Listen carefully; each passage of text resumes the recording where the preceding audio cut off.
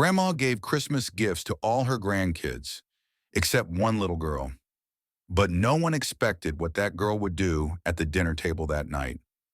Subscribe for more true emotional stories. What would you do in her place? Tell us in the comments. The train pulled into the station with a low hiss, its brakes screeching like the last note of a sad song. 9-year-old Mira pressed her forehead to the window, fogging up the glass with her breath. Outside, the platform looked like something from a postcard. Pine trees wrapped in lights, a wooden bench dusted with snow, and a faded red sign that read, "Welcome to Glenmore." But Mira didn't feel welcome. She felt like a guest in her own story. Her fingers curled tighter around the worn strap of her backpack, the same backpack she'd carried through 3 foster homes and 1 final courthouse. The one that held her sketchbook, a broken bracelet, and a photograph with no names on the back. Beside her, Laura, the woman who had adopted her only 4 months ago, sat rigid, trying not to show how nervous she was. She kept smoothing her scarf, checking her phone, glancing at Mira with a hopeful smile that never quite reached her eyes. "Are you warm enough?"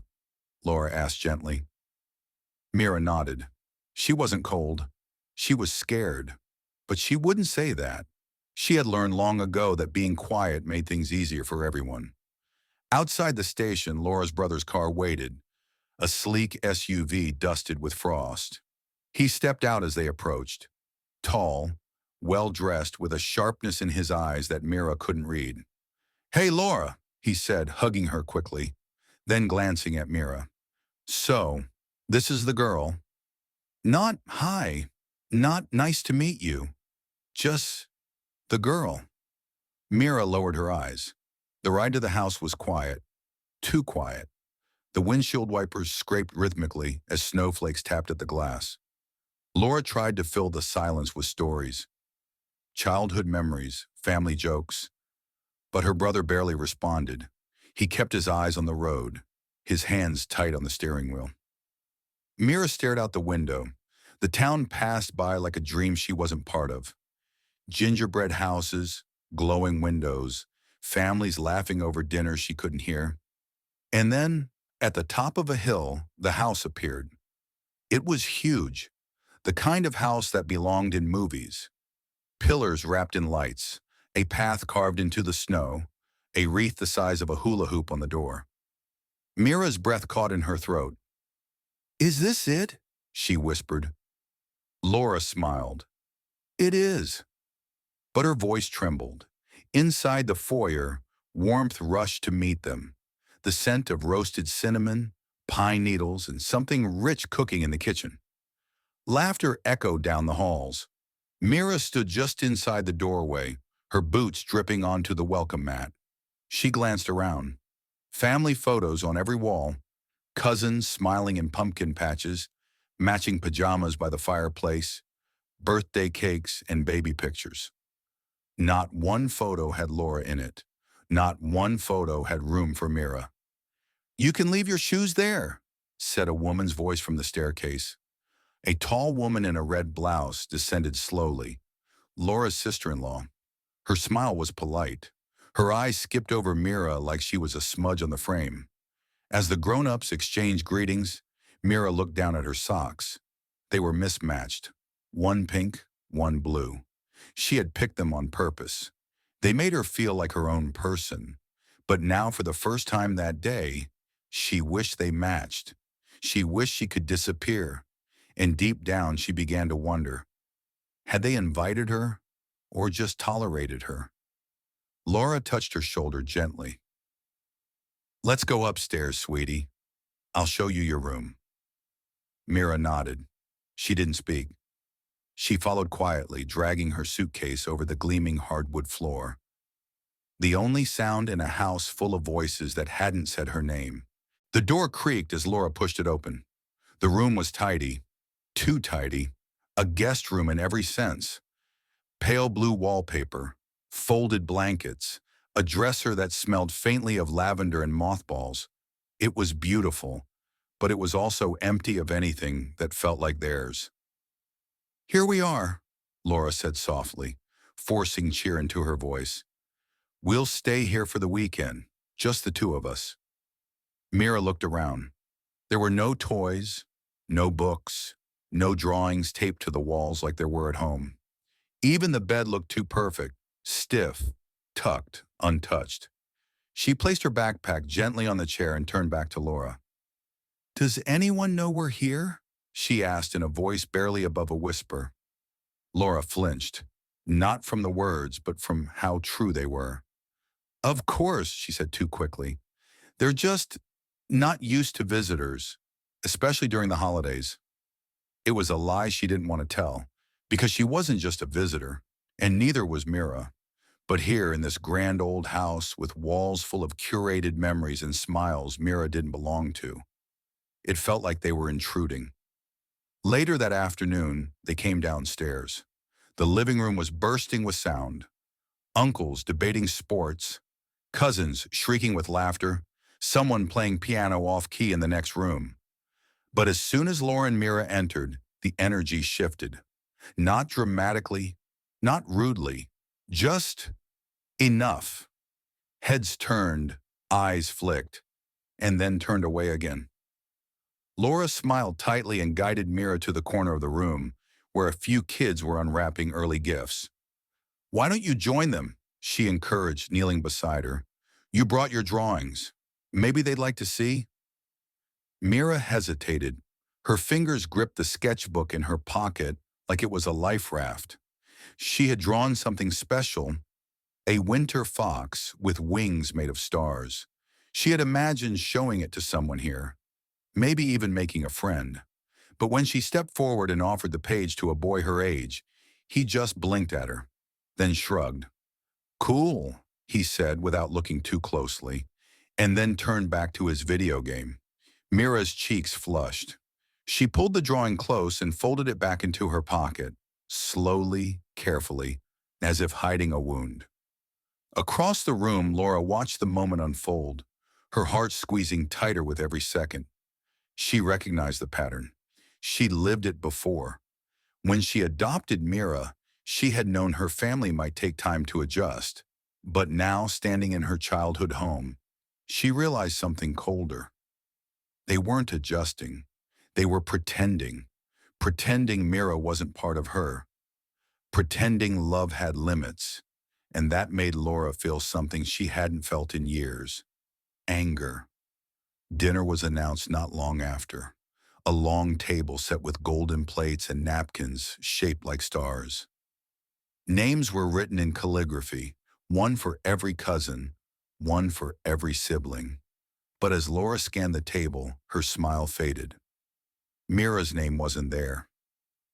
"Maybe there's been a mix-up," Laura whispered to the hostess, her sister-in-law. "Oh, we just assumed she'd sit with you," the woman replied. "We didn't know what name to put."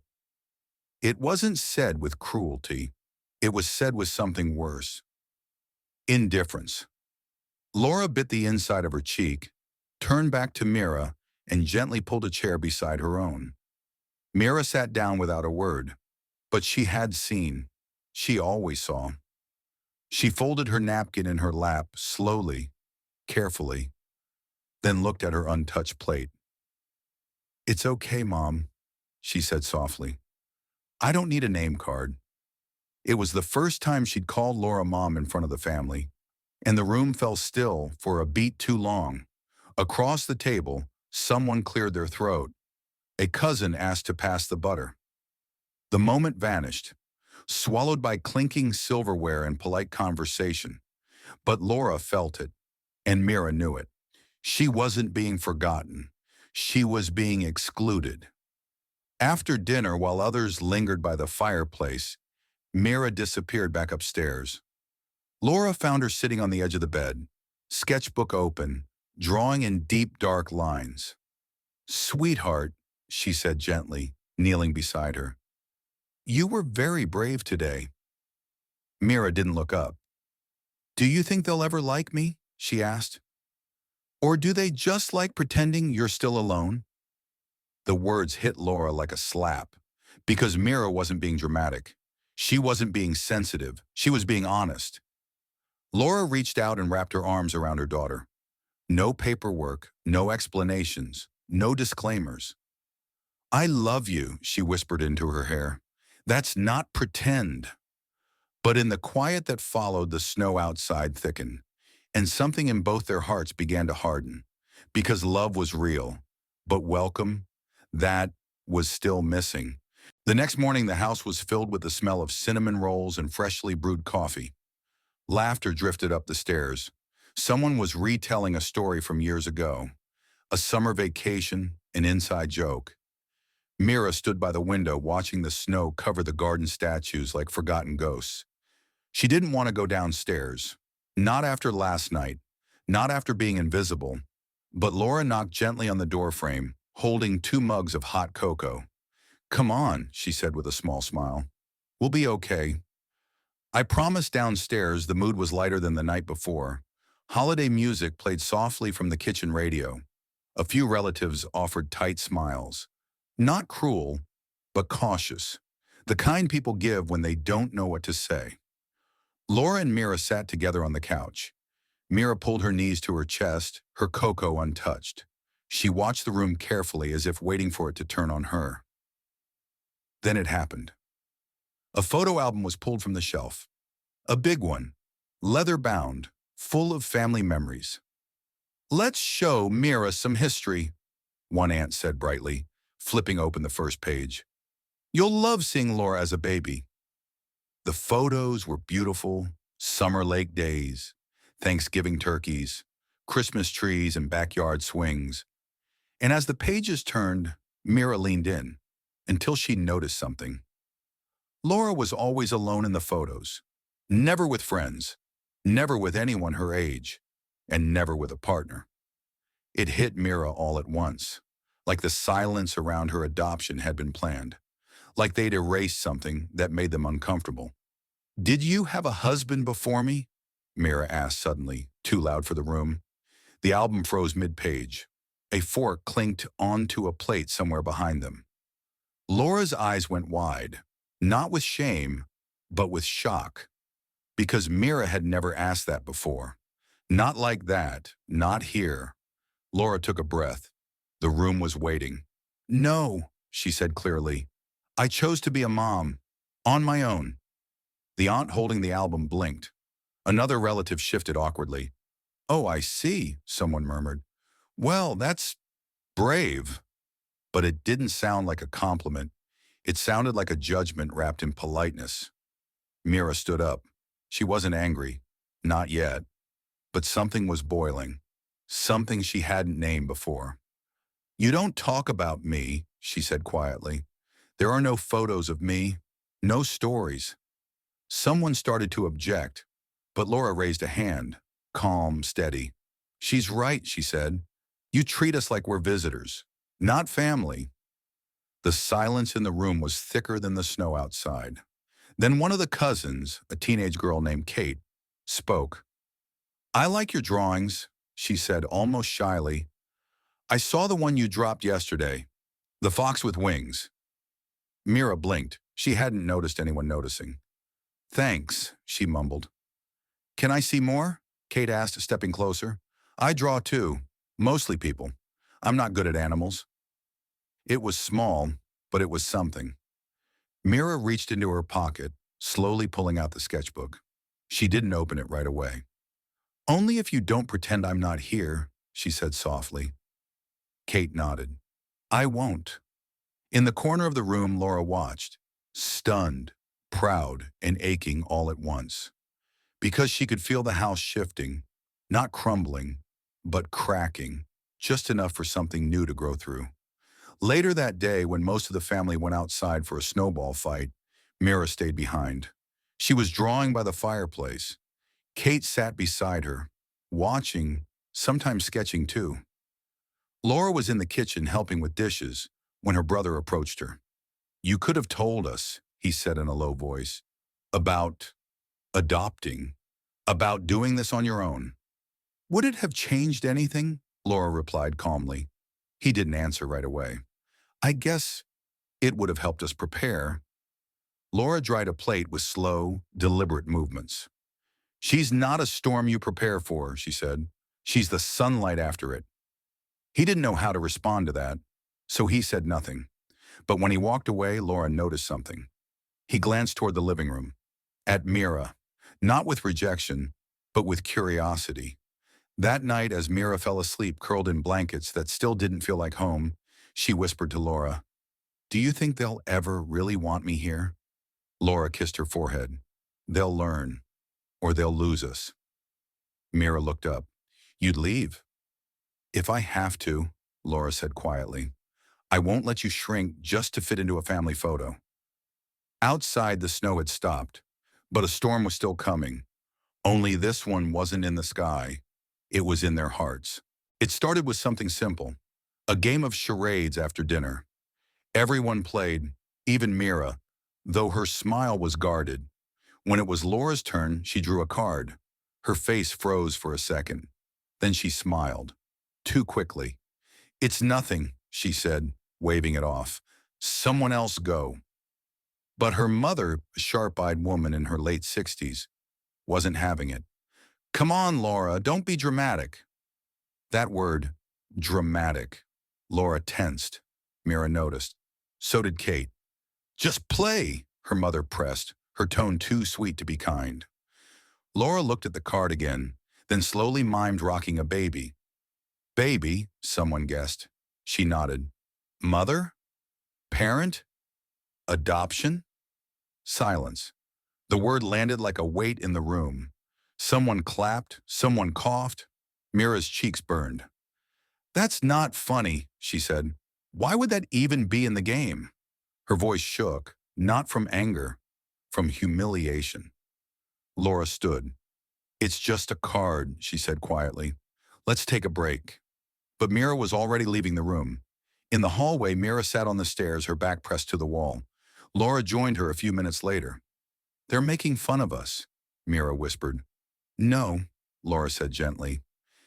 "They're just uncomfortable. And sometimes people make jokes when they don't know how to sit with discomfort." "Do you regret it?" Mira asked without looking at her. "Adopting you?"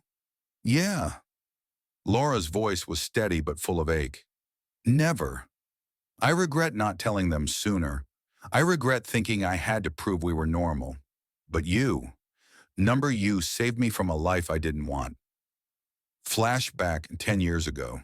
Laura, younger, working late nights in a gray law office, dinner alone, empty apartment, her parents asking when she would settle down, her friends marrying, having children.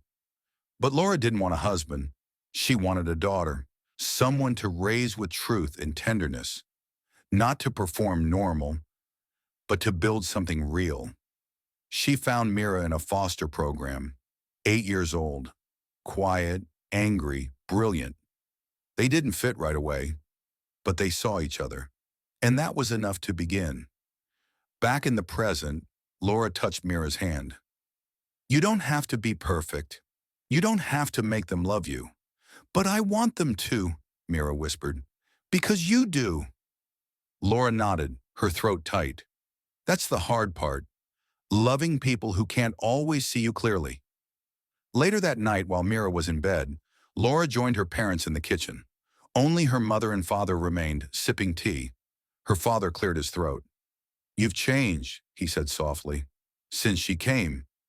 "Good," Laura replied. "No," he said. "I mean, you smile more. You speak your mind." Her mother watched her over the rim of her mug. "She's not ours," the older woman said finally. "You know that." Laura's jaw tightened. "She's mine. That's enough." "You're a single woman," her mother said. "You're not supposed to raise a child alone. It's not fair to her." "Fair?" Laura laughed bitterly. "She was in the system, forgotten, abandoned, and I was supposed to wait for some man to make it acceptable to love her?" Her voice rose. Her father flinched. "She's not a problem I fixed," Laura said. "She's the best part of my life." And if we can't accept that, her mother asked, her voice cold now. Laura looked her directly in the eyes. Then you lose both of us. Upstairs, Mira couldn't sleep. She heard muffled voices, the tone, not the words. She opened her sketchbook, drawing in the dark. A woman made of fire, holding hands with a small girl made of stars. Beneath them, the caption, "We burn, but we do not break." The next morning, breakfast was quiet. Laura's mother didn't speak much. Her father offered Mira pancakes with a shy smile. No one mentioned the game, or the fight, or the tears, but something had changed. Laura held Mira's hand under the table, and when Mira squeezed back, neither of them let go, because they both knew the storm had passed. But the real test was just beginning. The living room sparkled. The Christmas tree stood tall and proud, covered in glass ornaments, golden lights, and velvet ribbons. Beneath it, gifts of every size and color were stacked with careful precision. It looked perfect. Too perfect. Mira stood quietly by the door, clutching the sleeves of her sweater. Her eyes scanned the names on the tags. To Kate, to Thomas, to Grandma, to Mom. Tag after tag. Not one said Mira. You like it? Kate asked, stepping beside her. Mom always goes overboard. She says the holidays are her theater of love. Mira tried to smile. It's beautiful, she said, her voice flat. Kate tilted her head. You okay? Mira hesitated, then forced another smile. Yeah, just tired. But inside, her chest was tight. Her throat burned, because no one had forgotten to wrap presents. They'd just forgotten her. In the kitchen, Laura was peeling oranges, watching her daughter out of the corner of her eye. She knew Mira too well. She saw the way her shoulders curled inward, the way she stopped looking anyone in the eye. Something was wrong. Mira, she called gently. Mira came over, quiet as a shadow. Hey, Laura whispered, crouching to her level. What's going on? Nothing. Mira. The girl's eyes welled up. She didn't speak, just pointed toward the tree. Laura followed her gaze. Then she understood. The realization hit her like a slap, her face flushed with shame. She stood fast and marched into the den, where her mother and sister were laughing over wine. You didn't get her anything? Laura asked, trying to keep her voice steady. Her mother looked up, confused. Who? Mira. A beat of silence.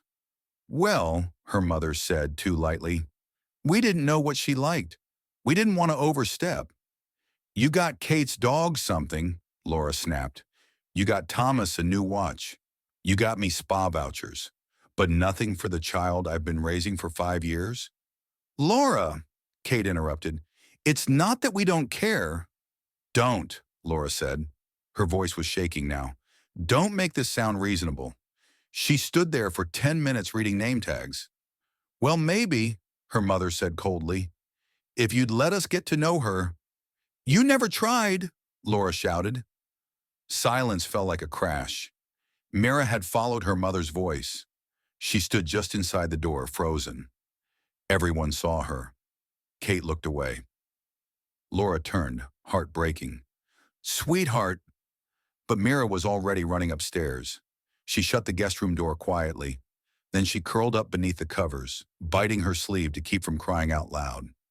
She had thought maybe this year, maybe if she smiled enough, said thank you enough, did everything right, but it hadn't mattered. Not really. Downstairs, Laura sat on the floor by the tree, staring at the mountain of gifts. She felt like screaming. Instead, she reached under the tree, pulled out a small box labeled, To Laura from Mom, and tossed it in the fireplace. The flames caught instantly, but the room didn't feel warmer. Later that night, when the house was quiet, Mira slipped outside. She needed air, space. The backyard was still and cold, and there, in the corner, was the old family tree, an enormous oak with a wooden bench beneath it. She sat. The stars above seemed so far away. That's when she saw it, a carving on the trunk. Kate plus Mom, 1998. She ran her fingers over it, then looked around the tree. Another one, lower, almost hidden, Thomas, 2003, and higher up, Baby Liam, 2010. All names, all etched in by love. No Mira. She didn't cry. She just stared until Laura appeared behind her, wrapped in a coat, carrying a blanket. I figured you'd be out here, she said softly, sitting beside her.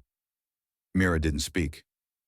They didn't carve your name, Laura said after a long pause. I should have noticed. I should have added it. It's not about a tree. I know. Laura's voice was raw now. But they don't get to define your worth. You don't need their gifts or their carvings to be mine. It's not just them, Mira whispered. It's everyone. School, neighbors, the people who look at us weird when we say I'm adopted. Like I'm not really yours. Laura pulled her close. You are completely mine, in every way that matters. Then why do I still feel like a guest? That broke something in Laura. She hugged her tighter. Not anymore. Laura reached into her coat pocket and pulled out a small pocket knife. Carve it, she said. Right now. What? Your name, big as you want. Take up space. This is your family tree now, too. Mira hesitated, then took the knife, walked to the trunk, and slowly began to carve, letter by letter, M-I-R-A. When she finished, she stepped back. Her name wasn't perfect, uneven and jagged, but it was there, undeniable. They stood in silence, mother and daughter, under stars, under scars. And for the first time that holiday, Mira smiled, because now the tree didn't lie. The next morning was bright and bitterly cold. Sunlight streamed through the frosted windows, making the Christmas decorations sparkle unnaturally. Like a stage lit for a play, no one wanted to watch anymore. Laura sat at the kitchen table, her hands wrapped around a cup of tea she hadn't touched. Her mother bustled behind her, too loudly, as if noise could cover tension. Mira hadn't come down yet, and no one mentioned the missing gift. Upstairs, Mira sat cross-legged on the floor of the guest room, surrounded by scraps of colored paper and stubby pencils. She had been drawing since dawn, pages scattered like leaves, each one trembling with color. She wasn't sure why she kept doing it. She just needed to. The first was of the tree, but not the one in the living room. The real one. The one outside with her name carved in beside everyone else's. Except in her drawing, the names glowed, like magic. She smiled softly, then turned to the next. A drawing of Laura, arms outstretched, smiling, with Mira curled into her side. Underneath, she'd written, "My real gift," then another, "The whole family." But Mira had drawn herself outside the frame, a thin dotted line around her figure, like someone waiting to be cut and pasted in. That one made her chest hurt. Downstairs, Laura finally stood. She couldn't wait anymore. She knocked gently, then entered. Mira didn't look up, just kept coloring. "Sweetheart," Laura said, crouching beside her. "I've been calling." "I know." Laura took a breath. "You're drawing." "They're presents," Mira said. Her voice was even. "I didn't have money, so I drew one for everyone." Laura looked at the pile. Nearly 20 pictures, carefully made, each with a name, even for people who hadn't gotten her anything. "You don't have to do that," Laura said softly. "I want to." Mira paused, her pencil hovering. "Maybe if I give enough, they'll see me next time." That broke Laura's heart in places she didn't know could break. "They should have seen you already." Later, they came downstairs together. Mira held a stack of drawings tied with red yarn. Everyone was in the living room, coffee mugs in hand, pretending to be casual. When Mira walked in, silence fell. She stepped forward and held out the drawings, shyly. "I made these." Kate blinked, surprised. "Oh, these are for us?" Mira nodded. "I didn't know what you'd like, so I drew memories from the photos in the hallway." They began flipping through them, one by one. Kate's was of her holding baby Liam. Thomas's showed a camping trip. Their mothers? A portrait of her and Laura as teens, standing under the real oak tree. The room was still. "They're beautiful," Kate whispered, but Laura saw something else. Their mother's face, stiff, almost confused, as if the drawings were too much, too intimate. "You spent all this time making these?" her mother finally said.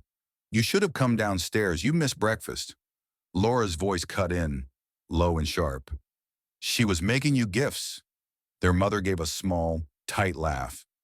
"Well, they're lovely, Mira, but you didn't need to try so hard. You're already part of the family." Mira's face froze. "Am I?" That landed like a slap.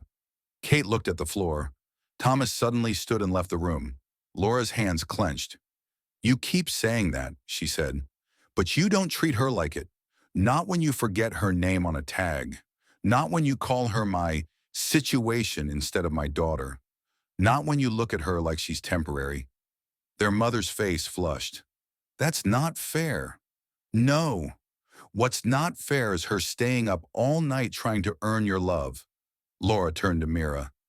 "You don't owe anyone a single drawing. Not one.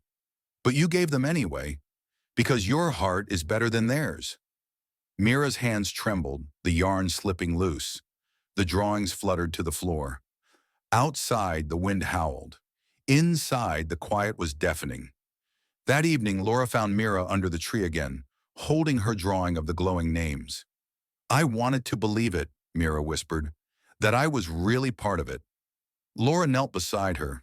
"You are. And if they can't see that, it's their blindness, not your invisibility."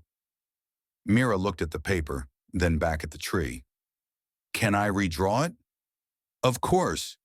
Mira picked up a pencil, but this time she added something new, a ribbon wrapped around the tree's trunk. It said, "Family is who sees you. Always." It was lunchtime, the day after Christmas. The table groaned with food, golden potatoes, roast chicken, steaming gravy, the kind of meal that brought families together. But today there was a crack in the warmth, a shadow at the edges of every smile. Mira sat quietly beside Laura, clutching a red folder. Her drawings, her gifts. No one had really acknowledged them yesterday, not fully.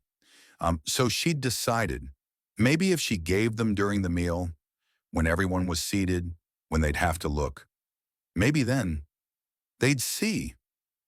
"Before we eat," Mira said, her voice barely above a whisper, "I wanted to give you something." Everyone turned to her. Forks paused midair. Silence settled. She stood, her knees shaking, and opened the folder. One by one, she placed drawings beside each plate. Smiling faces, shared memories, soft colors, gentle hands. "These are for each of you," she said, trying to sound brave. "I made them from old photos and moments I imagined. From being here." She lingered a second longer beside their grandmother, placing a drawing of the oak tree in spring bloom. Underneath, "For the roots that hold everyone." A few polite nods. Someone coughed. Then Kate let out a small chuckle. Not cruel, just careless. "Wow, you really went all in on this artsy orphan thing, huh?" The word orphan landed like a dart. Thomas muttered under his breath, smirking. "Guess we're lucky she didn't glue glitter to the turkey." Even their mother offered only a half smile. "It's sweet, Mira, but don't stress yourself over these things. We're not expecting Hallmark here." The room chuckled, lightly, softly, but to Mira it was thunder. She stood there, frozen, her hands empty now, her hope crumpling like paper. Laura's eyes flashed. "Are you serious?" she said, her voice low but sharp. "Do you even hear yourselves?" No one answered. "She worked all night on these, for you, after you left her name off every gift, after you called her my situation behind closed doors." Kate looked up, eyes narrowing.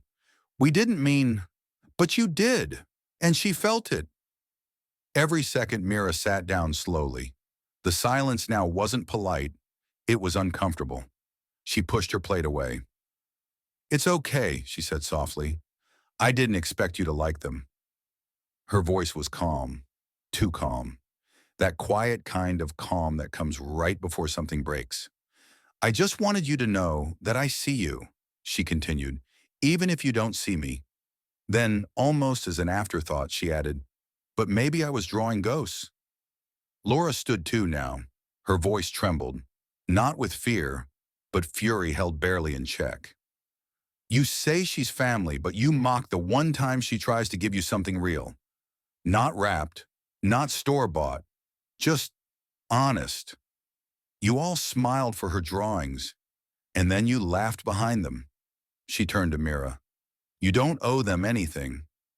There was a beat of silence. Then Mira gently began gathering the drawings back, one by one. Kate reached to stop her, awkwardly. No, Mira, I didn't mean to. Mira didn't look at her. It's okay. I'll just keep them. I might need the reminders. Reminders of what? Their mother asked cautiously. Mira looked at her, for the first time directly. That love given doesn't mean love returned. Outside it began to snow again, light at first, then heavier. Inside no one touched the food, not even the warm bread. Only Mira's place was cleared, not out of courtesy but because she chose to take herself away. Evening came, another feast, another gathering. Laughter echoed through the house, light, cheerful, like nothing had happened. Everyone sat around the long dining table, exchanging small boxes and gift bags. Socks, books, perfume, scarves. Laura watched quietly, Mira beside her, smiling faintly but saying little. She hadn't received a single gift, not from their aunt, not from their cousins, not even a card with her name on it. It wasn't spiteful, it was worse. It was thoughtless. She was invisible. Laura couldn't take it anymore. She reached into her coat pocket and pulled out the small velvet box she'd brought from home. She had planned to give it to her mother. Instead, she gently placed it in front of Mira. This is for you. Mira blinked. Me? Yes, you. Mira opened it. Inside, a silver necklace with a small pendant shaped like a compass. So you never feel lost again, Laura whispered. Mira looked at her, eyes wide. Then, a smile bloomed across her face. One of those real, sudden, full smiles, the kind that softened everything. Thank you, she said almost breathlessly. It's the nicest thing anyone's ever given me. Laura squeezed her hand, and for the first time all week, Mira laughed. Genuinely, she was light, like a child again. I think I'll go to bed early, she said a bit later. My head's full of stars tonight. She kissed Laura on the cheek and disappeared upstairs. Later that night, the dishes were washed, wine was poured. The air was cozy again, but Laura couldn't rest. Something still itched in her chest. So she pulled her mother aside into the kitchen. Why didn't you get Mira anything? Her mother froze. Laura, don't start. No, we need to talk. You keep saying she's part of the family, but you treat her like a guest, like someone temporary. Her mother sighed. It's complicated. No, it's not. She's a kid. She needed you. She's your responsibility. You brought her here. And you made her feel like a burden. Old wounds reopened. Raised voices. Tears welling. Laura spoke of all the times she'd felt unseen, how expectations were always heavier on her shoulders, how love in their house was always conditional. Her mother defensive, but slowly unraveling too. She didn't mean to hurt anyone. She just never learned how to love someone she didn't expect. I never asked for this, she said quietly. Laura's face crumpled. Neither did she. Suddenly, Marn, a noise from the hallway. Kate's voice. Hey, I just found this. She held a small folded note. Mira's handwriting. Laura snatched it, her hands trembling. Thank you for letting me be here. I know I don't belong, but for a moment it felt like I did. I won't be a problem anymore. Please don't worry, just thank you. Silence dropped like a thunderclap. Someone asked, Where is she? They ran upstairs. The bedroom door, wide open. The bed, untouched. Her things, still there. but no Mira, and the front door downstairs, ajar. Mira? Laura's voice cracked as she called out. No answer. She dialed Mira's number, straight to voicemail, again and again. She's gone, Laura whispered. Panic rippled through the house. The cousins were stunned. Kate dropped her phone. Their mother sat down, white as a sheet. She left? In this weather? One of the uncles said. The wind had picked up, snow falling harder now, dark outside. Someone mentioned the oak tree. Someone else, the old trail behind the house. Laura didn't wait. She grabbed her coat and boots, heart pounding like a war drum. We have to find her. One by one, the family followed. No one laughed now. No one smirked. Just wide eyes, regret, fear, and something unfamiliar in this house. Guilt. The snow fell thicker now, soft and heavy, blanketing the world in silence. The cold air bit at their faces as they ran through the streets, calling Mira's name. Voices breaking, breaths visible in the freezing night. Laura's cheeks were wet, tears mixed with snowflakes. She stumbled, her sobs raw and desperate. Please, Mira, please come back. Her heart felt like it might shatter. Her mother's eyes were wide with regret, her hands trembling. John, Mira's uncle, clenched his fists, fighting his own helplessness. The cousins trailed behind, their usual smiles gone, replaced by a heavy weight of guilt. They had pushed her away, ignored her pain, made her feel unwanted. Now the cold was a harsh reminder of their mistakes. At the small, nearly deserted train station, under a flickering lamp, Laura spotted a lone figure, wrapped in a thin jacket, head down. Mira. She was clutching a small bag, her breath shaky, eyes glistening. Laura's voice cracked as she ran forward. Mira, don't go. Mira looked up, surprise and sadness flooding her eyes. I just wanted to go back to the shelter. It's better there than here. Laura shook her head fiercely. Number, you belong with us. With me. With all of us. She pulled Mira into a tight hug. The little girl cried into Laura's shoulder. Relief, fear, hope, all mixing in that moment. Slowly, the family gathered around. Silent apologies in their eyes. Small gestures. A hand on Mira's shoulder. A soft smile from their mother. A nod from John. It was fragile, like new ice forming over old cracks. But it was there. That night back in the warmly lit living room, the tree glittered brighter than ever. The fire crackled, casting golden light on the faces softened by understanding. Mira sat between Laura and their mother, wrapped in a cozy blanket. No gifts mattered now. No empty seats, no forgotten names. They were a family, imperfect, bruised, but together. Laura wiped her tears, her heart full. Her mother whispered, voice trembling, I'm sorry, Mira. I'm so sorry I made you feel invisible. Mira smiled shyly. Thank you for finding me. Outside, the snow continued to fall. A Christmas miracle, not in presents, but in a family finally finding each other, even if just for one night.